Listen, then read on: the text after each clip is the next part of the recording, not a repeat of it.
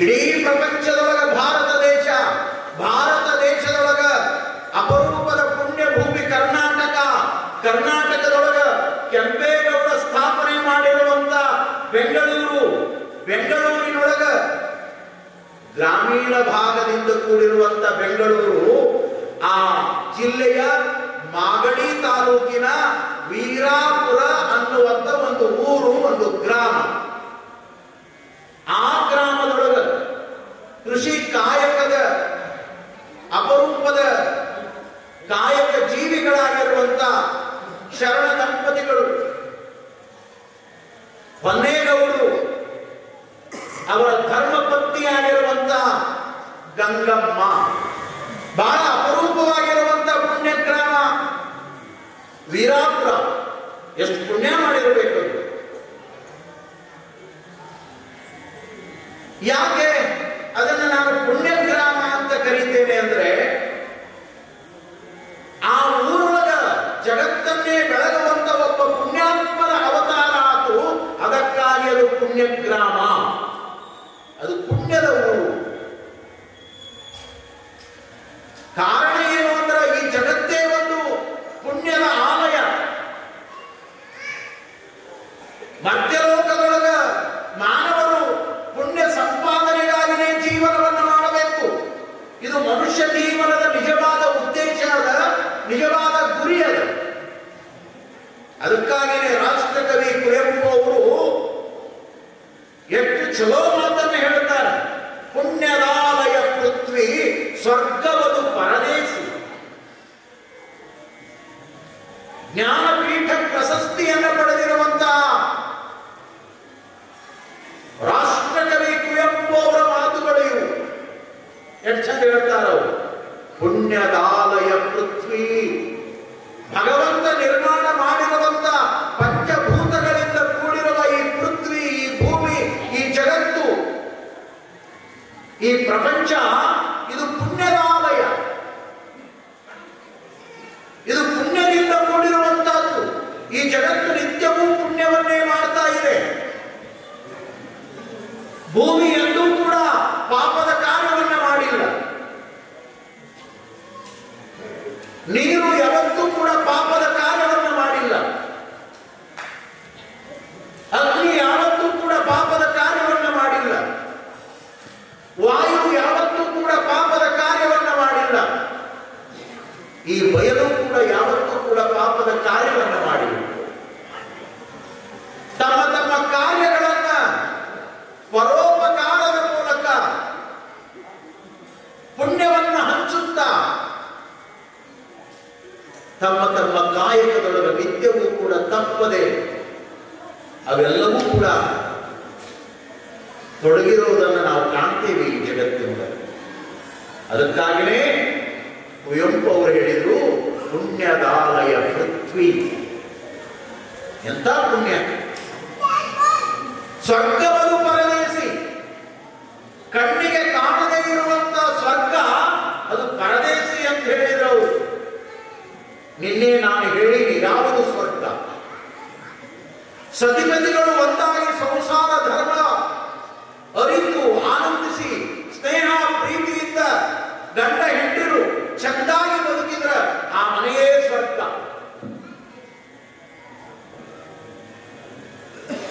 ಅದರ ಜೊತೆಗೆ ಮನೆಯೊಳಗಿರುವಂತ ಅಣ್ಣ ತಮ್ಮಂದಿರು ಪ್ರೀತಿ ಸ್ನೇಹ ವಿಶ್ವಾಸದಿಂದ ಒಂದಾಗಿ ಚಂದಾಗಿ ತಂದೆ ತಾಯಿಗಳನ್ನು ಗೌರವಿಸುತ್ತಾ ಬಾಳ್ತಾ ಇದ್ರ ಆ ಮನೆಯೇ ಸ್ವರ್ಗ.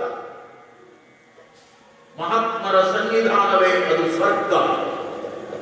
ಕಣ್ಣಿಗೆ ಕಾಣದೇ ಇರುವಂತಹ ಸ್ವರ್ಗ ಕೈಲಾಸದ ಬಗ್ಗೆ ತಲೆ ಕೆಡಿಸಿಕೊಳ್ಳೋದಕ್ಕಿಂತ ಸಿದ್ಧಗಂಗೆಯ ಪರಮ ಪೂಜ್ಯರ ಮಾತುಗಳನ್ನ ನಾವು ಸ್ಮರಣೆ ಮಾಡಬೇಕು. ನಿನ್ನೆ ನಾನು ಹೇಳಿಕೊಂಡೆ ಆ ಮಾತುಗಳನ್ನ. ಸಿದ್ಧಗಂಗೆಯಲ್ಲಿ ಬಡ ಮಕ್ಕಳು ಹೊಟ್ಟೆ ತುಂಬ ಊಟ ಮಾಡಿ ನೆತ್ತಿ ತುಂಬ ವಿದ್ಯೆಯ ಜ್ಞಾನವನ್ನು ತುಂಬಿಕೊಂಡು ಅವರು ಆನಂದ ಪಡ್ತಾ ಈ ಕ್ಷೇತ್ರದಲ್ಲಿ ಓಡಾಡುವುದನ್ನ ಕಂಡ್ರೆ ಈ ಕ್ಷೇತ್ರವೇ ನನ್ನ ಪಾಲಿಗೆ ಕೈಲಾಸವಾಗಿ ಕಾಣುತ್ತದೆ ಎನ್ನುವಂತ ಮಾತನ್ನ ಸಿದ್ಧಗಂಗೆಯ ಪರಮ ಪೂಜ್ಯರು ಮತ್ತೆ ಮತ್ತೆ ತಮ್ಮ ಪ್ರಸಾದವಾಣಿಯೊಳಗೆ ಅಪ್ಪಣೆ ಕೊಡುತ್ತಿದ್ದರು. ಎಷ್ಟು ಸತ್ಯವಾದ ಮಾತುಗಳು ಇವೆಲ್ಲ. ಇದು ಕೈಲಾಸ ಅಲ್ಲೇನು? ಇದು ಸ್ವರ್ಗ ಅಲ್ಲೇನು? ಸಂಸಾರದ ವಿಷಯ ವಾಸನೆಯ ಭೋಗದ ಚಿಂತೆಗಳನ್ನ ದೂರ ಇಟ್ಟು ಈ ಸತ್ಸಂಗದ ಚಿಂತನದಲ್ಲಿ ಪಾಲ್ಗೊಂಡು ಮಹಾತ್ಮರ ದಿವ್ಯ ಚರಿತಾಮೃತವನ್ನ ಕೇಳ್ತಾ ಕೇಳ್ತಾ ನಾವು ಒಂದು ಕ್ಷಣವಾದರೂ ಕೂಡ ಧನ್ಯತೆಯನ್ನು ಅನುಭವಿಸಿ ಆನಂದ ಪಡ್ತೇವೆ ಅಂದರೆ ಇದು ಕೈಲಾಸನೇ, ಇದು ಸ್ವರ್ಗನೇ. ಹಾಗಾಗಿ ಈ ಪುಣ್ಯದಾಲಯ ಪೃಥ್ವಿಯಲ್ಲಿ ಕೆಲವು ಪವಿತ್ರವಾದ ನೆಲಗಳು ಪುಣ್ಯಾತ್ಮರಿಗೆ ಅವತರಿಸುವ ಅವಕಾಶವನ್ನು ಕೊಟ್ಟು ಆ ಊರುಗಳು ಪುಣ್ಯದ ಊರುಗಳಾಗಿವೆ. ಕಚ್ಚಿಗನೂರಿನ ಇತಿಹಾಸದೊಳಗ ಮಹಾಂತೇಶನ ಕೃಪೆಯಿಂದ ರುದ್ರಮುನಿ ಮಹಾಸ್ವಾಮಿಗಳ ಮಾರ್ಗದರ್ಶನದೊಳಗೆ ಇವತ್ತು ಭಕ್ತಿಯ ಬೆಳಕನ್ನ ನೀವೆಲ್ಲ ಕಾಣ್ತಾ ಇದ್ದೀರಿ ಅಂದ್ರೆ ಆ ಪುಣ್ಯಾತ್ಮರು ಇಲ್ಲಿಗೆ ದಯಮಾಡಿಸಿದ್ರು ಅಂತ ತಿಳ್ಕೊಂಡ ಇವತ್ತು ಈ ವೈಭವದ ಆನಂದವನ್ನು ನಾವಿಲ್ಲಿ ನೋಡ್ತಾ ಇದ್ದೇವೆ. ಅದಕ್ಕಾಗಿಯೇ ಹೇಳಿದರು, ಮಹಾತ್ಮರು ಒಲಿದು ಪಾದವನ್ನ ಇಟ್ರ ಆ ನೆಲ ಸುಕ್ಷೇತ್ರವಾಗ್ತದ, ಅವರು ಪಾದ ಇಟ್ಟ ನೀರು ಅದು ತೀರ್ಥ.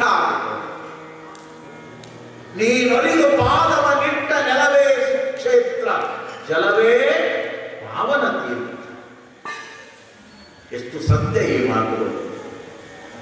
ಹಾಗಾಗಿ ವೀರಾಪುರ, ಮಾಗಡಿ ತಾಲೂಕಿನ ವೀರಾಪುರ ಅದು ನಿಜವಾಗಲೂ ಪುಣ್ಯಪುರ. ಯಾಕೆ?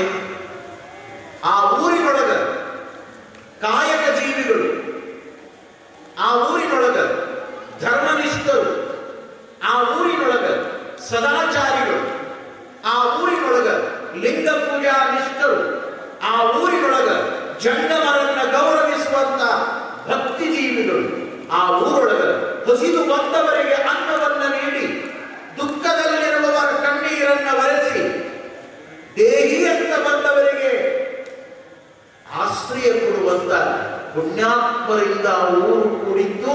ಅದಕ್ಕಾಗಿ ವೀರಾಪುರ ಅದು ಪುಣ್ಯದ ಊರಾಗಿತ್ತು. ಊರು ಪುಣ್ಯದ ಊರಾಗಬೇಕು. ಸುಮ್ಮನೆ ಊರದಾವ, ಬಹಳ ಕಡೆ ಬಹಳಷ್ಟು ಊರುಗಳದಾವ, ನೋಡ್ತೀವಿ ನಾವೆಲ್ಲ. ಎಲ್ಲ ಊರುಗಳು ಹಂಗೆ ಇರೋದಿಲ್ಲ. ಕೆಲವು ಊರೊಳಗೆ ಹೋದ್ರೆ ಅಂಜಿಕೆ ಬರ್ತದ, ಭಯ ಬರ್ತದ. ಯಾಕರ ಈ ಊರಿಗೆ ಬಂದೀನಿ ಹಂಗದ ಜಗತ್ತು. ಅಲ್ಲಿ ಧರ್ಮ ಇಲ್ಲ, ಅಲ್ಲಿ ಆಚಾರ ವಿಚಾರಗಳಿಲ್ಲ, ಅಲ್ಲಿ ನಡೆನುಡಿಗಳು ಶುದ್ಧವಾಗಿಲ್ಲ, ಅಲ್ಲಿ ಒಬ್ಬರನ್ನೊಬ್ಬರು ಪ್ರೀತಿಸುವ ಮನಸ್ಸುಗಳಿಲ್ಲ.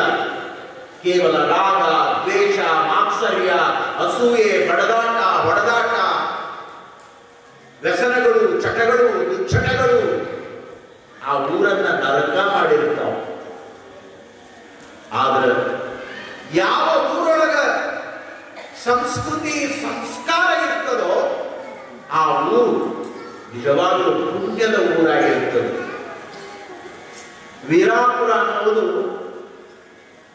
ಅದು ಪುಣ್ಯದ ಊರು. ಬಹಳ ಸುಂದರವಾಗಿ ಈ ಕಾವ್ಯದೊಳಗ ಆ ಊರಿನ ಕುರಿತಾಗಿ 4 ಮಾತುಗಳನ್ನು ಬರೀತಾರೆ. ವೀರಾಪುರವನ್ನ ಇವತ್ತು ನಾಡಿನ ತುಂಬ, ವಿಶ್ವದ ತುಂಬ ನಾವೆಲ್ಲ ಕೊಂಡಾಡುವ ರೀತಿಯಲ್ಲಿ ಪುಣ್ಯಾತ್ಮರ ಅವತಾರ ಆಯ್ತಲ್ಲ. ಊರು ಹೇಗಿರಬೇಕು ಅನ್ನುವುದನ್ನ ಕಲ್ಯಾಣ ರಾಜ್ಯದ ಪ್ರಧಾನಮಂತ್ರಿಗಳಾಗಿ, ಭಕ್ತಿ ಭಾಂಡಾರಿಯಾಗಿ, ಅನುಭವ ಮಂಟಪದ ಸಂಸ್ಥಾಪಕರಾಗಿ, ಕುಲ 18 ಜಾತಿಯ ಎಲ್ಲ ಶರಣ ಶರಣೆಯರನ್ನ ಅತ್ಯಂತ ಪ್ರೀತಿಯಿಂದ ಅಪ್ಪಿಕೊಂಡು ಅವರನ್ನ ಅಪ್ಪ ಬಪ್ಪ ಅಂತ ತಿಳ್ಕೊಂಡು ಗೌರವಿಸಿ ಸಮ ಸಮಾಜವನ್ನ ನಿರ್ಮಾಣ ಮಾಡಿ ಈ ವಿಶ್ವದಲ್ಲಿಯೇ ವ್ಯಕ್ತಿತ್ವದ ವಿಕಾಸದ ಜೊತೆಗೆ ವ್ಯಕ್ತಿ ಆಧ್ಯಾತ್ಮದ ದಾರಿಯಲ್ಲಿ ಅನುಭಾವಿಯಾಗಿ ಬದುಕಿ ಅಮರನಾಗಬೇಕು ಅನ್ನುವಂತ ಅಮರ ಗಣಗಳ ಪರಂಪರೆಗೆ ಬೆಳಕನ್ನು ಚೆಲ್ಲಿರುವಂತವರು ಬಸವಣ್ಣನವರು. ಅವರು ಒಂದು ವಚನವನ್ನು ಹೇಳ್ತಾರೆ. ಯಾಕಂದ್ರೆ ಅವರಿಗೆ ಊರು ಗೊತ್ತಿತ್ತು, ಮನೆ ಗೊತ್ತಿತ್ತು, ಅವರಿಗೆ ಸಮಾಜ ಗೊತ್ತಿತ್ತು, ಅವರಿಗೆ ಜನಾಂಗ ಗೊತ್ತಿತ್ತು, ಅವರಿಗೆ ಸುಖ ಗೊತ್ತಿತ್ತು, ಅವರಿಗೆ ಜಾತೀಯತೆಯ ವೈಪರೀತ್ಯದ ವಿಚಾರಗಳು ಗೊತ್ತಿತ್ತು. ಆ ಹಿನ್ನೆಲೆಯೊಳಗ ಬಸವಣ್ಣನವರು ಈ ಸಾಮಾಜಿಕ ವ್ಯವಸ್ಥೆಯನ್ನು ಕುರಿತಾಗಿ ಚಿಂತನವನ್ನು ಮಾಡಿದರು. ಬಸವಣ್ಣನವರ ವಚನದೊಳಗ ಮನೆ, ಮನುಷ್ಯತ್ವ, ನೀತಿ, ಸಮಾಜ, ಸಂಸಾರ ಧರ್ಮ ಹೆಂಗಿರಬೇಕು ಇವು ಹೆಚ್ಚೆಚ್ಚಾಗಿ ನಮಗೆ ಸಿಗ್ತಾವ. ಅದೇ ನೀವು ಅಲ್ಲವರ ವಚನಗಳನ್ನು ನೋಡಿದ್ರೆ, ಅಕ್ಕ ಮಹಾದೇವಿ ತಾಯಿಯ ವಚನಗಳನ್ನು ನೋಡಿದ್ರೆ ಅಲ್ಲಿ ವಿಶೇಷವಾಗಿ ವೈರಾಗ್ಯಕ್ಕೆ ಒತ್ತು ಕೊಟ್ಟಿರುವಂತ ಅನುಭವದ ವಚನಗಳು ಸಿಗ್ತಾವೆ. ಚನ್ನಬಸವಣ್ಣನವರ ವಚನ ಸಾಹಿತ್ಯವನ್ನು ನೋಡಿದ್ರೆ ಅಲ್ಲಿ ವಿಶೇಷವಾಗಿರುವಂತ ಜ್ಞಾನದ ಸಂಪತ್ತು ನಮಗೆ ಸಿಗ್ತದೆ. ಇನ್ನು ಉಳಿದೆಲ್ಲ ಶರಣರು ತಮ್ಮ ತಮ್ಮ ಕಾಯಕದ ಮಹತಿಯನ್ನು ಹೇಳುವುದರ ಮೂಲಕ ಜೀವನಕ್ಕೆ ಉತ್ತಮವಾದ ವಿಚಾರಗಳನ್ನು ಕೊಟ್ಟಿರುವಂಥದ್ದನ್ನು ನಾವು ಕಾಣುತ್ತೇವೆ. ಆದರೆ ಬಸವಣ್ಣನವರಿಗೆ ಸಮಾಜ ಎದುರಿಗೆ ಇತ್ತು. ಸಮಾಜವನ್ನೇ ಜಂಗಮ ಅಂತ ಕಂಡವರು ಬಸವಣ್ಣನವರು. ಹಾಗಾಗಿ ಊರು ಅಂದ್ರೆ ಹೇಗಿರಬೇಕು, ಅವರು ಪ್ರಧಾನಿಗಳಾಗಿದ್ರಲ್ಲ, ಹಾಗಾಗಿ ಎಲ್ಲಾ ಕಡೆ ಅವರು ಸರ್ವೆ ಮಾಡ್ತಿದ್ರು, ನೋಡ್ತಿದ್ರು, ಕಾಣ್ತಿದ್ರು. ಯಾವ ಊರೊಳಗೆ ಏನಿಲ್ಲ ಅನ್ನೋದು ಅವ್ರಿಗೆ ಗೊತ್ತಾಗ್ತಿತ್ತು. ಅಂದು 900 ವರ್ಷಗಳ ಹಿಂದೆ ಊರು ಅಂದರೆ ಹೀಗೆ ಇರಬೇಕು ಅನ್ನುವುದನ್ನ 4 ವಚನದೊಳಗ ಬಹಳ ಚೆನ್ನಾಗಿ ಹೇಳ್ತಾರೆ. 4 ಸಾಲಿನ ವಚನದೊಳಗ ಒಂದು ಅಪರೂಪದ ಮಾತನ್ನ ಹೇಳ್ತಾರೆ. ಶಿವಚಿಂತೆ ಶಿವಜ್ಞಾನವಿಲ್ಲದ ಮನುಜರು. ಎಷ್ಟು ಚಂದ ಹೇಳ್ತಾರೆ ಬಸವಣ್ಣನವರು. ಗಮನಿಸಬೇಕು ನೀವೆಲ್ಲ. ಊರು ಅಂದ್ರೆ ಹಿಂಗಿರಬೇಕು, ಊರಾಗಿರುವ ಮನುಷ್ಯರು ಹೆಂಗಿರಬೇಕು ಎರಡನ್ನು ಹೇಳ್ಯಾರ. ಶಿವಚಿಂತೆ ಶಿವಜ್ಞಾನವಿಲ್ಲದ ಮನುಜರು ಸಗಣಕ್ಕೆ ಸಾಸಿರ ಹುಳ ಹುಟ್ಟವೇ ದೇವ. ಕಾಡ ಮೃಗವಂತಾಗಿರಲಾರವೇ ಹರನೇ, ಊರ ಮೃಗವಂತಾಗಿರಲಾರವೇ ಶಿವನೇ. ನಮ್ಮ ಕೂಡಲ ಸಂಗನ ಶರಣರು ಇಲ್ಲದೆ ಇರುವ ಊರು ಅದು ವನವಾಸ, ಅದು ನರವಿಂಧ ಕಾಣಿರಣ್ಣ ಅಂತ ಹೇಳ್ತಾರೆ. ಎಷ್ಟು ಅದ್ಭುತ ವಚನ. ಬಹುಶಃ ಇದರ ಅನುಭವ ಪೂರ್ಣ ಬಿಡಿಸಿದ್ರೆ ಇದರ 2 ದಿನ ಆಗ್ತದೆ. ಸ್ವಲ್ಪ ಸಂದರ್ಭ ನಿಮ್ಮ ತಲೆಯೊಳಗೆ ಕೊಟ್ಟು ನಾನು ಮುಂದುವರಿತೀನಿ. ನಮ್ಮ ತಲೆಯೊಳಗೆ ಏನದ, ಆಧುನಿಕ ಜಗತ್ತಿನೊಳಗ ಊರು ಅಂದ್ರೆ ಏನಿರಬೇಕು? ಊರು ಅಂದ್ರೆ ದೊಡ್ಡ ದೊಡ್ಡ ಕಟ್ಟಡಗಳು ಇರಬೇಕು, ಬಿಲ್ಡಿಂಗ್ ಇರಬೇಕು, ಸಿಸಿ ರೋಡ್ ಆಗಿರಬೇಕು, ಹಾದ್ಯಾಗ ಬೀದ್ಯಾಗ ಚಾದಂಗಡಿ ಇರಬೇಕು, ಹೊತ್ತು ಮುಗಿದ ಕೂಡ ಸಂಸಾರ ಕೆಡಿಸಿಕೊಳ್ಳುವಂತ ಸರಾಯದ ಅಂಗಡಿ ಇರಬೇಕು. ಊಟ ಮಾಡಿ ನಾಷ್ಟ ಮಾಡಿ ಹೊರಗೆ ಬಂದ್ರೆ ನಮ್ಮ ಯುವಕರೆಲ್ಲ ಬಾಯಿ ತುಂಬಾ ಗುಡ್ಗ ಹಾಕೊಂಡು ಕಚ ಪಿಚ ತಿಂದು ಪಿಚ ಪಿಚ ಉಗುಳಿ ತಾವು ಹಾಳಾಗಿ ರೋಡು ಹಾಳು ಮಾಡಂಗಿರ್ಬೇಕು. ದೀಪಾವಳಿ ಬಂದ್ರೆ ಊರಾಗ ಇಸ್ಪೆಟ್ ಆಡಾಕ ಒಂದು ಕ್ಲಬ್ ಇರಬೇಕು. ಲಕ್ಷ್ಮೀ ಪೂಜೆ ಮಾಡ್ತಾರೆ, ಗೊತ್ತದಲ್ಲ? ಹಿಂಗದ ನಮ್ಮ ಕಲ್ಪನೆಗಳು. ಆದ್ರೆ ಇದು ಅಲ್ಲ ಊರು. ಯಾವುದಿರಬೇಕು ಅದೇ ಇರಬೇಕು ಊರೊಳಗ. ಇವತ್ತು ಕಚ್ಚಿಗರ ಊರಿನೊಳಗ ಹಾಲ್ವಿಯ ಶಾಖಾ ಮಠವಾಗಿರುವಂತ ಮಹಂತೇಶ್ವರನ ಕೃಪೆಯಲ್ಲಿ ಮಠ ಇದೆ ಅಂತ ತಿಳ್ಕೊಂಡು ಈ ಆನಂದವನ್ನು ನಾವು ಕಾಣ್ತಾ ಇದ್ದೇವೆ ವಿನಃ ಅದೇ ಇಲ್ಲದೆ ಹೋಗಿದ್ರೆ ಈ ಊರೊಳಗೆ ಎಷ್ಟು ವಿಚಾರ ಮಾಡಿ. ಯಾವ ಊರೊಳಗ ಮಠ ಮಂದಿರಗಳಿಲ್ಲವೋ, ಯಾವ ಊರೊಳಗ ಮಾರ್ಗದರ್ಶನ ಮಾಡುವಂತ ಗುರುಗಳಿಲ್ಲವೋ ಅದಕ್ಕೆ ಹಾಳೂರು ಅಂತ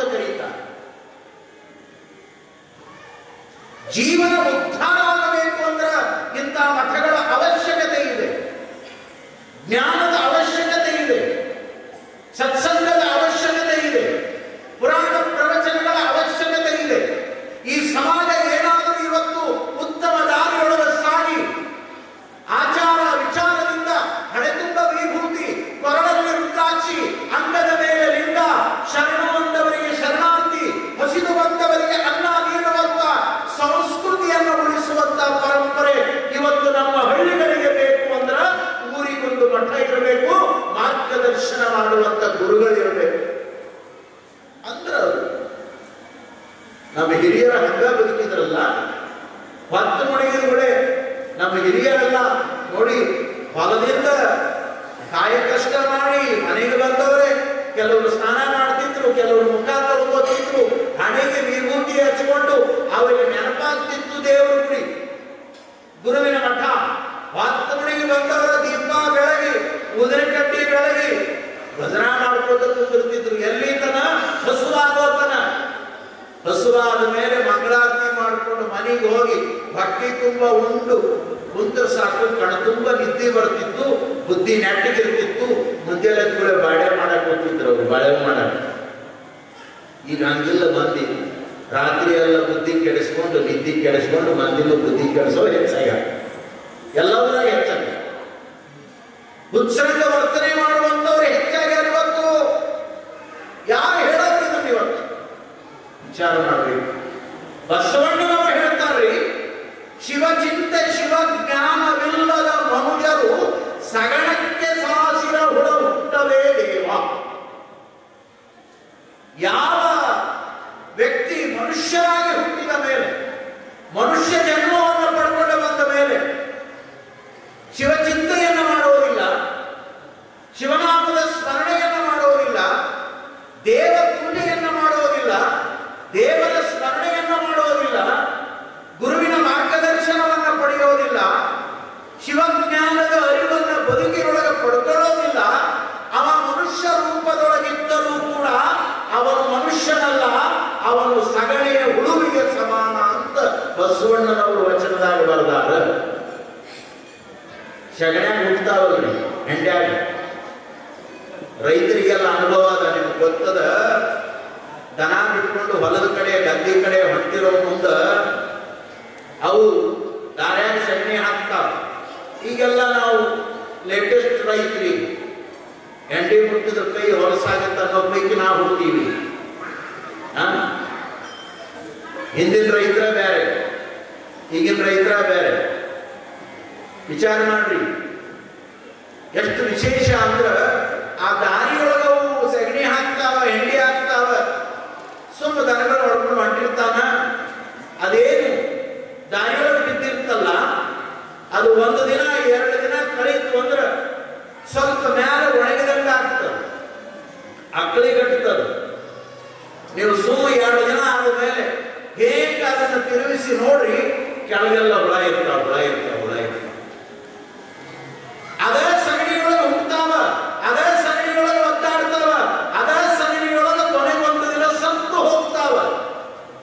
ಎಷ್ಟು ಚಂದ ಉದಾಹರಣೆ ಕೊಟ್ಟಾರ ಬಸವಣ್ಣನವರು ಅಂದ್ರೆ, 84 ಲಕ್ಷ ಜೀವರಾಶಿಯೊಳಗ 83,99,999 ಜನ್ಮವನ್ನ ಕಳೆದು ಕೊನೆಗೆ ಸಿಕ್ಕಿರುವಂತ ಅಪರೂಪದ ಅರಿವಿನ ಜನ್ಮ ಅದು ಮನುಷ್ಯ ಜನ್ಮ.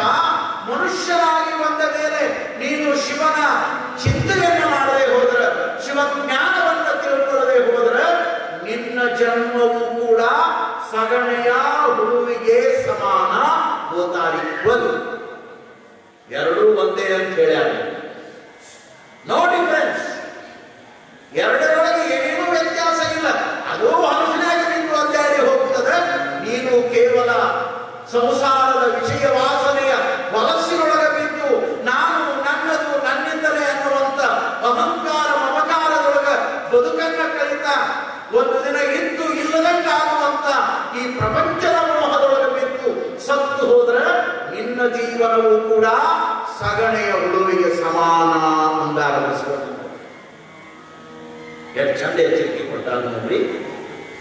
ದೇವ ಸ್ಮರಣೆಯನ್ನ ಮಾಡಬೇಕು, ದೇವ ಪೂಜೆಯನ್ನ ಮಾಡಬೇಕು, ಗುರುವಿನ ಮಾರ್ಗದರ್ಶನವನ್ನು ಪಡ್ಕೊಳ್ಬೇಕು. ಅದಕ್ಕೆ ಈ 2 ಶಬ್ದ ಬಳಸಿದ್ರು. ಶಿವ ಚಿಂತೆ, ಶಿವ ಜ್ಞಾನವಿಲ್ಲದ ಮನುಜರು. ಇವೆರಡೂ ಇಲ್ಲ ಅಂದ್ರೆ ನಿನಗ್ಯಾಕೆ ಮನುಷ್ಯ ಅನ್ನಬೇಕು? ಯಾಕೆ ಅನ್ನಬೇಕು? ವಿಚಾರ ಮಾಡಬೇಕು ಈ ಮಾತುಗಳನ್ನು.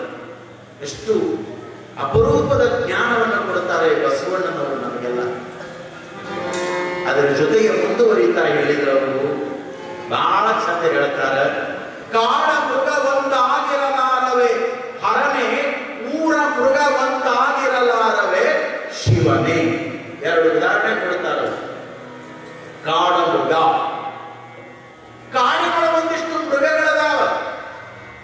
ಹುಲಿ, ಚಿರತೆ, ಸಿಂಹ, ಕರಡಿ, ಬೇರೆ ಬೇರೆ ವನ್ಯ ಮೃಗಗಳದಾವ, ಎಷ್ಟೋ ಜೀವ ಜಂತುಗಳದಾವ.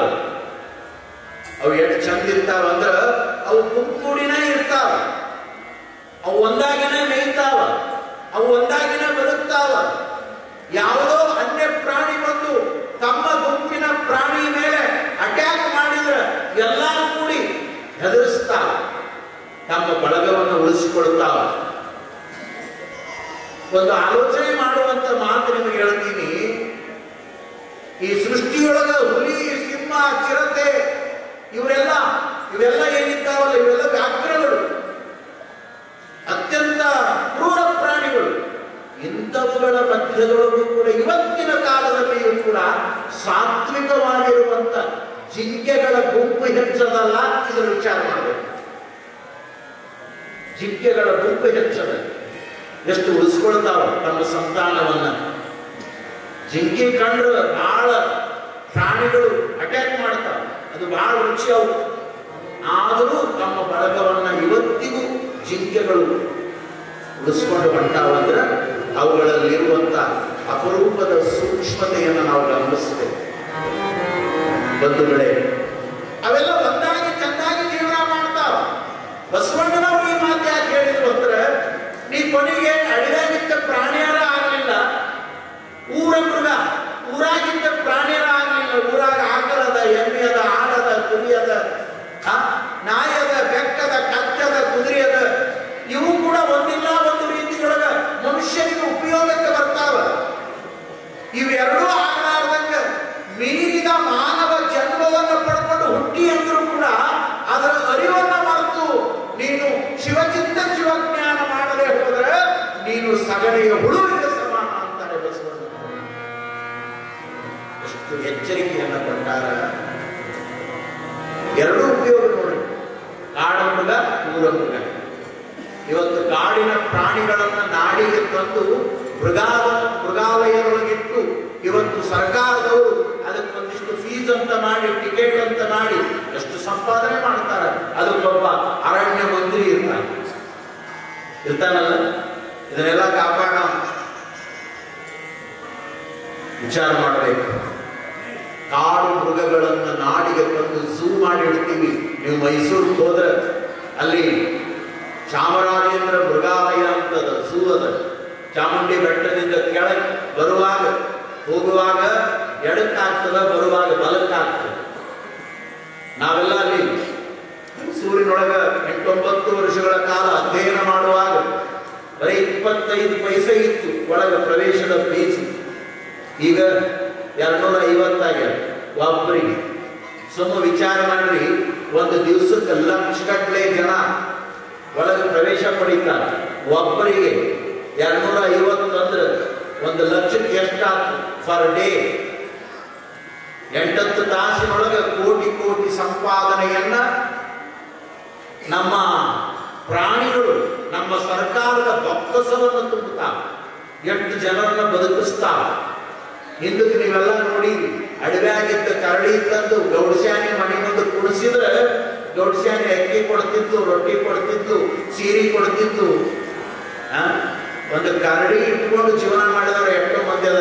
ಒಂದು ಕುಟುಂಬ ಸಲುತ್ತಿತ್ತದು. ಮಂಗ್ಯ ಆಡಿಸಿ ಬದುಕಿದವ್ರು ಎಷ್ಟೋ ಮಂದಿ ಅದ. ಈಗ ಮಂಗ್ಯ ಆಡಿಸೋರು ಇಲ್ಲ, ಕರಡಿ ಆಡಿಸೋರು ಇಲ್ಲ. ಯಾಕಂದ್ರೆ ಊರಾಗ ಕರಡಿ ಹೆಚ್ಚಾಗ್ಯಾವ, ಊರಾಗ ಮಂಗ್ಯನ ಹೆಚ್ಚಾಗ್ಯಾವ.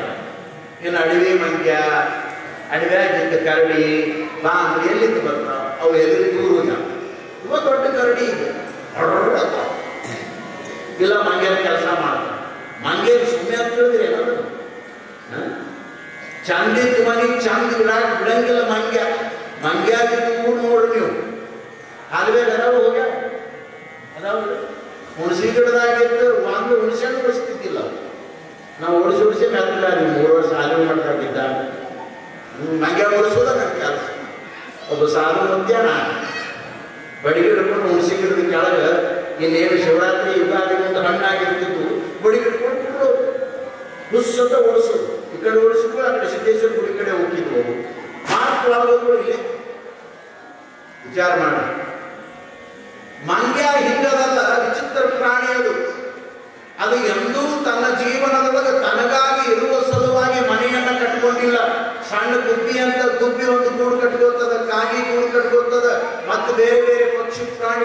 ಹಾಕಿಕೊಂಡು ವಸ್ತಿಗಾಗಿ ಗೂಡು ಕಟ್ಕೊಳ್ತಾವ. ಗೆದ್ದಲು ಹುಳುದಂತ ಹುಳು ಒಂದು ಗೂಡು ಕಟ್ಕೊಳ್ತದ, ಇರುವೆಯಂತ ಇರುವೆ ಒಂದು ಗೂಡು ಮಾಡಿಕೊಳ್ತದ. ಕಲ್ಲು ಸಂಧ್ಯಾಗ, ಮನಿ ಸಂಧ್ಯಾಗ ಎಲ್ಲವೂ ಮಾಡಿಕೊಂಡಾವ. ನಿಮ್ಗೆ ಹೇಳ್ತೀನಿ, ಇದನ್ನು ನೆನಪಿಟ್ಕೋರಿ. ಎಂದೂ ತನಗಾಗಿ ತನ್ನ ಮನೆಯನ್ನ ಕಟ್ಟಿಕೊಳ್ಳದೆ ಇರುವಂತ ವಿಚಿತ್ರವಾದ ಪ್ರಾಣಿ ಯಾವುದು ಅಂದ್ರೆ ಮಂಕಿ, ಮಂಗ್ಯ. ಅದು ಕಟ್ಕೊಂಡೇ ಇಲ್ಲ. ಎಲ್ಲಿ ಕಟ್ಟಿದ ಮನೆಯ ಎಲ್ಲ ಕಟ್ಕೊಂಡಿಲ್ಲ. ಆದ್ರೆ ಎಷ್ಟು ಕೆಟ್ಟ ಕೆಲಸ ಮಾಡ್ತದ ಅದು ಅಂದ್ರೆ, ಯಾರ ಮನೆ ಕಟ್ಟ್ಯಾರಲ್ಲ ಅವ್ರ ಮನೆ ಚಂದ ಇರಾಕ್ ಬಿಡಂಗಿಲ್ಲ. ಗಿಡದ ಮ್ಯಾಗ ಬಂದು ಗುಬ್ಬಿ ಕೂಡ ಕಾಗಿ ಕೂಡ ಅಳಿಗಾಡಿಸಿ ಕೆಡಿಸಿ ಅಂತ ಹೋಗ್ಬಿಡುತ್ತೆ. ಹೌದಲ್ಲ? ಹಂಗ ಮಂಗ್ಯ ಅಂತ ಮಂಗ್ಯ ಹಿಡ್ಕೊಂಡು ಬಂದು ಸಲಾ ಮಾಡಿಸಿ ಲಾಗ ಹಾಕಿಸಿ ಅವ ಬದುಕಿದ. ಮಂಗ್ಯನ ಗುಣ ಹೆಚ್ಚಾಗಬಾರದು. ಯಾಕಂದ್ರೆ ಡಾರ್ವಿನ್ನ ಸಿದ್ಧಾಂತದ ಪ್ರಕಾರ ನಾವು ನೀವು ಓದಿದವರು ಮಂಗನಿಂದ ಮಾನವ, ಮಂಗ ಮುಂದಿನವನು ಇವನು. ನಮ್ಮ ಹಿರಿಯರು ಮಂಗ್ಯ. ಹಂಗಾಗಿ ಮಂಗ್ಯನ ಗುಣ ಇನ್ನೂ ಮನುಷ್ಯ ಒಳಗೆ ಅಲ್ಲೇ ಇಲ್ಲೇ ಮಂಗ್ಯ ಮಾಡಿದಂಗೆ ಮಾಡ್ತೀಯಲ್ಲೋ ಅಂತಾರ ನೋಡಿ, ಬೈಯುವಾಗ. ಏನು ಮಂಗದನ್ರಿ ಅವ, ಮಂಗ್ಯ ಮಾಡಿದಂಗೆ ಮಾಡ್ತಾನ. ಮನುಷ್ಯ ಮಾಡಿದಂಗ ಮಂಗ್ಯ ಮಾಡ್ತದ ಅನ್ನಂಗಿಲ್ಲ ಜಗತ್ನ್ಯಾಗ ಅಂತಾರ ಯಾರು. ಹಂಗಂದ್ರೆ ನಿಮ್ ಬುದ್ಧಿ ನೆನಪಿಲ್ಲ ಅಂತ. ನಾವು ಏನಾದ್ರೂ ಉದಾಹರಣೆ ಕೊಡ್ಬೇಕಂದ್ರೆ ಮೊದಲು ಪ್ರಾಣಿಗಳನ್ನು ಉದಾಹರಣೆ ಕೊಟ್ಟ ಇವ್ರಿಗೆ ಕೊಡ್ಬೇಕು ಅನ್ನಂಗಿಲ್ಲ. ಏನ್ರಿ ಅವ್ನು ಕತ್ತಿ ದುಡ್ದಂಗೆ ದುಡಿತಾನಂತ. ಮನುಷ್ಯ ದುಡ್ದಂಗೆ ಕತ್ತಿ ದುಡಿತದಂದ್ರೆ ಅವ್ರು ಧಾರವಾಡ ಬೈತಾರೆ. ಹಂಗನಕ್ ಬರಲ್ಲ. ಕತ್ತಿ ದುಡ್ದಂಗೆ ದುಡಿತಾನ. ಏನ್ರಿ ಅವ್ನ ಬುದ್ಧಿ ನರಿ ಬುದ್ಧಿ ಇದ್ದಂಗದ ಅಂತ. ಏನು ಕುಡಿತಾಳ್ರಿ? ನವಿಲು ಕುಡ್ದಂಗೆ ಕುಡಿತಾಳ್ರಿ. ಏನು ಕೊಡ್ತಾನ್ರಿ? ಜಿಂಕಿ ಹೊಡ್ದಂಗೆ ಕೊಡ್ತಾನ್ರಿ. ಏನೊಂದು ಶರೀರ ರೀ, ಆನೆ ಆನಿದ್ದಂಗದಾನ್ರಿ ಅಂತೀವಲ್ಲ. ಅವುಗಳ ಉದಾಹರಣೆ ಕೊಟ್ಟು ಮನುಷ್ಯನನ್ನ ಪರಿಚಯ ಮಾಡಿಸ್ತೀವಿ ನಾವೆಲ್ಲ. ಯಾಕೆಲ್ಲ ಹೇಳಬೇಕು ಅಂದ್ರೆ ಬಸವಣ್ಣನವರು ಈ ಅನುಭವದ ವಚನದೊಳಗೆ ಹೇಳ್ಯಾರ. ಇವು ಒಂದಿಲ್ಲ ಒಂದು ರೀತಿಯೊಳಗೆ ಉಪಯೋಗಕ್ಕೆ ಬರ್ತಾವ. ನಿಮ್ಮ ಮನೆಯೊಳಗಿರುವ ಆಕಳ ಎಲ್ಲಿ ನೀವು ಕಸ ಹುಲ್ಲು ಮೇವು ತಂದು ಹಾಕಿದ್ರೆ, ನೀವು ಹಾಕಿದ ಮೇವನ್ನು ತಿಂದು ನಿಮಗೆ ಅಮೃತಮಯವಾದ ಹಾಲನ್ನು ಕೊಡ್ತಾವ. ನೀವು ಉಂಡು ಕೈ ತೊಳೆದುಕೊಂಡು ಚೆಲ್ಲುವ ಮುಸುರಿಯನ್ನ ಜನಗಳ ಮುಂದಿಟ್ರ ಮುಸುರಿ ನೀರು ಕುಡಿದು ಅವು ನಮಗ ಅಮೃತದಂತ ಹಾಲು ಕೊಡ್ತಾವ. ಒಂದು ವೇಳೆ ಅವು ಒಂದು ದಿನ ಸಿಟ್ಟಾಗಿ ಮನೆಯಾಗಿದ್ದ ಸಾವುಕಾರ್ತಿ ದಿನ ನನಗೆ ಮುಸುರಿ ಕುಡಿಸಾಳ, ಇವತ್ತು ಹಿಡ್ಕೊಳಕ್ ಬಂದು ಕುಂತಾಗ ಹಾಲ್ಯಾಗ ಮುಸುರಿನ ಕೊಡ್ಬೇಕಂತ ಉಲ್ಟಾ ಕೊಟ್ಟಂದ್ರೆ ಯಾರಪ್ಪ ಇಟ್ಕೋತಾರ ಮನೆ? ಹೌದಲ್ಲ? ವಿಚಾರ ಮಾಡ್ರಿ. ಹೆಂಗದ ಅದನ್ನೆಲ್ಲ ತಿಂದು ಫಿಲ್ಟರ್ ಮಾಡಿಕೊಂಡು ಆ ಬಾಡಿಯೊಳಗ ಅದನ್ನೆಲ್ಲ ಸೃಷ್ಟಿ ಮಾಡಿ ಅಮೃತಮಯವಾದ ಹಾಲನ್ನ ಪಶು ಪ್ರಾಣಿಗಳು ಇವತ್ತು ಜಗತ್ತಿಗೆ ಕೊಡ್ತಾವಂದ್ರ ಬಸವಣ್ಣನವರು ಏನು ಉದಾಹರಣೆ ಕೊಟ್ಟಾರ. ಊರಾನ ಮೃಗ ಆಗುವ ಆಗು ಇಲ್ಲ ಅಡವ್ಯಾನ ಮೃಗ ಆಗುವ ಆಗು ಎರಡೂ ಉಪಯೋಗಕ್ಕೆ ಬರ್ತಾವ. ಇವೆರಡನ್ನ ಮೀರಿ ಸಗಣ್ಯಾನ ಹುಳ ಆಗಿಯಲ್ಲೋ, ಶಿವಚಿಂತೆ ಮಾಡಲಿಲ್ಲ, ಶಿವಜ್ಞಾನದ ಅರಿವನ್ನು ಪಡ್ಕೊಳ್ಳಿಲ್ಲ. ಇಂಥ ಅಜ್ಞಾನಿಗಳಿಂದ ಕೂಡಿರುವಂತ ಊರು ಅದು ಊರೇ ಅಲ್ಲ ಅಂತ ಅಂದ್ರೆ ಅವರು ಬಸವಣ್ಣನವರು. ಅದಕ್ಕಾಗಿ ಎರಡು ಶಬ್ದ ಬಳಸಿದ್ರು. ಅದು ವನವಾಸ ನರವಿಂಧ ಕಾಣಿರಣ್ಣ, ಅದು ಊರಾಟಕ್ಕೆ ಬರಂಗಿಲ್ಲ. ಹಾಗಾಗಿ ವೀರಾಪುರ ಅನ್ನೋದು ಒಂದು ಅರ್ಥದೊಳಗೆ ನಾವೆಲ್ಲ ವಿಚಾರ ಮಾಡಿದ್ರೆ ಒಬ್ಬ ಶಿವ ಸ್ವರೂಪಿಯಾಗಿರುವಂತ ಶಿವಕುಮಾರ ಮಹಾಶಿವಯೋಗಿಗಳಿಗೆ ಆ ಊರು ಜನ್ಮ ನೀಡಿತು ಅಂದ್ರೆ ಒಂದು ಅರ್ಥದೊಳಗ ಅದು ಕೇವಲ ವೀರಾಪುರ ಅಲ್ಲ, ಅದು ಶಿವನ ಪುರವೇ ಶಿವಪುರ ಅನ್ನುವಂತ ಭಾವದೊಳಗ ಆ ಊರನ್ನು ನಾವು ಗೌರವಿಸಬೇಕಾಗುತ್ತದೆ. ಮಾಗಡಿ ತಾಲೂಕಿನ ವೀರಾಪುರ ಕಾಯಕ ಜೀವಿಗಳ, ಸದಾಚಾರಿಗಳ, ಸದ್ಭಕ್ತಿಯಿಂದ ಕೂಡಿರುವಂತವರ ಪುರ. ಅಲ್ಲಿಯ ನಡೆ, ನುಡಿ, ಸಂಸ್ಕೃತಿ, ಸಂಸ್ಕಾರ, ಹಬ್ಬ ಹರಿದಿನಗಳ ಪರಂಪರೆ, ಹಸಿದು ಬಂದವರಿಗೆ ನೀಡಿ ಆನಂದ ಪಡುವಂತಹ ಪರಂಪರೆ, ಇದೆಲ್ಲ ಪುಣ್ಯದ ಸಂಪಾದನೆ. ಇದು ಈ ಪುಣ್ಯ ಇತ್ತು ಅಂತ ತಿಳ್ಕೊಂಡ ಈ ಪುಣ್ಯಾತ್ಮರ ಅವತಾರ ಅವರೊಳಗಾಗಿದೆ. ಇವತ್ತು ಬಾಗೇ ಮಾಡಿ ಅಲ್ಲಿ ಬಸವಣ್ಣನವರು ಹುಟ್ಟಿದ್ರು ಅಂತ ತಿಳ್ಕೊಂಡು ಬಸವಣ್ಣನವರಿಂದ ಇವತ್ತು ಅದು ಬಸವನ ಬಾಗೇ ಮಾಡಿ ಎನಿಸಿಕೊಂಡರು.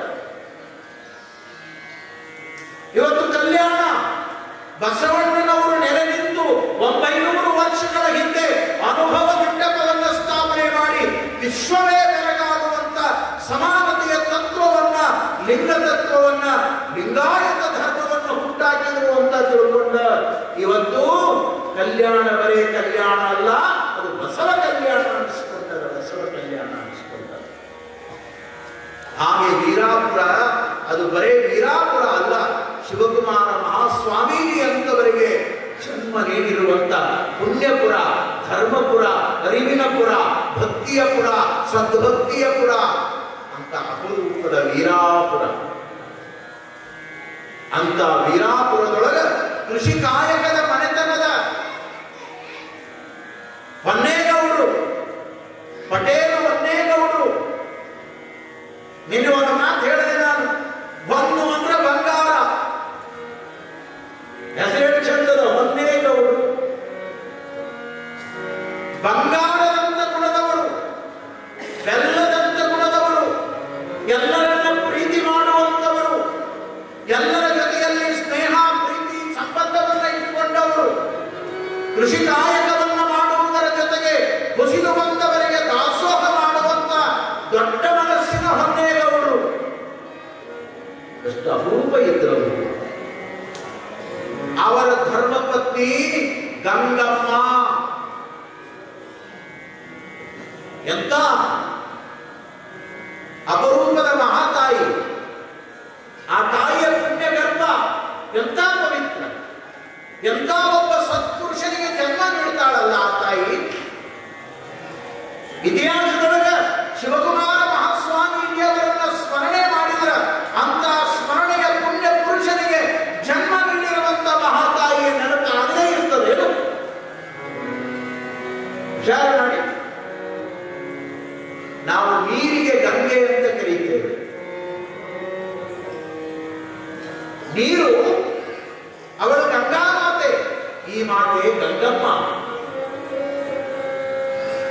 ನೋಡಿ, ಗಂಗೆಗೆ ಮೈಲಿಗೆ ಮಡಿ ಇಲ್ಲ, ಅವಳು ನಿತ್ಯ ನಿರ್ಮಲೆ. ಗಂಗೆ ಅವಳು ಶುಚಿ, ಅವಳು ಶುದ್ಧ, ಅವಳು ಪವಿತ್ರ, ಅವಳು ಎಲ್ಲರಿಗೂ ಒಂದೇ ರೀತಿ ಆನಂದ ಕೊಡುವಂತವಳು. ನೀರು ನಾನು ಕುಡಿದ್ರೂ ಅಷ್ಟೇ ಸಮಾಧಾನವನ್ನು ಕೊಡುತ್ತದೆ, ಇವರು ಕುಡಿದ್ರೂ ಅಷ್ಟೇ ಸಮಾಧಾನವನ್ನು ಕೊಡುತ್ತದೆ, ನೀವು ಯಾರೇ ಕುಡಿದ್ರೂ ಅಷ್ಟೇ ಸಮಾಧಾನವನ್ನು ಕೊಡುತ್ತದೆ. ರಾಷ್ಟ್ರಪತಿಗೂ ಅದೇ ಸಮಾಧಾನವನ್ನು ಕೊಡುತ್ತದೆ. ರಾಷ್ಟ್ರಪತಿಯ ಭವನದ ಮುಂದೆ ನಿಂತುಕೊಂಡು ಗೇಟ್ ಕಾಯುವಂತ ಆ ವ್ಯಕ್ತಿಗೂ ಕೂಡ ಅದೇ ಆನಂದವನ್ನು ಕೊಡುತ್ತದೆ. ನೀರು ಎಲ್ಲರಿಗೂ ಒಂದೇ ರೀತಿಯ ಆನಂದವನ್ನು ಕೊಡುತ್ತದೆ. ಅದು ಪವಿತ್ರ ಗಂಗೆ. ನೀರು ಸಮಾನತೆಯಿಂದ ಇರ್ತದೆ. ಹೊಳೆಯೊಳಗ, ನದಿಯೊಳಗ, ಬಾವಿಯೊಳಗ, ಸಮುದ್ರದೊಳಗ ನೀವು ನೋಡ್ತೀರಿ, ಸಮನಾಗಿ ನಿಂತಿರ್ತದೆ ನೀರು. ಅದನ್ನೇ ನೀವು ಕೊಡದೊಳಗೆ ತುಂಬಿದ್ರೆ ಅಲ್ಲಿಯೂ ಸಮಾನವಾಗಿರ್ತದೆ. ಕೊಡದಾಗಿದ್ದನ್ನ ನಿಮ್ಮ ತಂಬಿಗೆಯೊಳಗೆ ಬಾರಿಸಿಕೊಂಡ್ರು ಅಲ್ಲಿಯೂ ಸಮಾನವಾಗಿ ನಿಂತಿರ್ತದೆ. ಎಲ್ಲರಿಗೂ ಸಮಾನವಾಗಿರುವಂತ ಆನಂದವನ್ನು ಕೊಡುವಂತ ವಿಶಿಷ್ಟವಾದ ಹೆಸರೇ ಅದು ಗಂಗೆ. ಅಂತ ಸಮಾನತೆಯ ಅರಿವಿನ ಮಹಾತಾಯಿಯಾಗಿ ಎಲ್ಲರಿಗೂ ಆನಂದ ನೀಡುವಂತ ಮಹಾ ವ್ಯಕ್ತಿತ್ವವನ್ನ ರೂಢಿಸಿಕೊಂಡಿರುವಂತ ಹೊನ್ನೇಗೌಡರ ಧರ್ಮಪತ್ನಿಯಾಗಿರುವಂತ ಮಹಾತಾಯಿ ಗಂಗಮ್ಮ.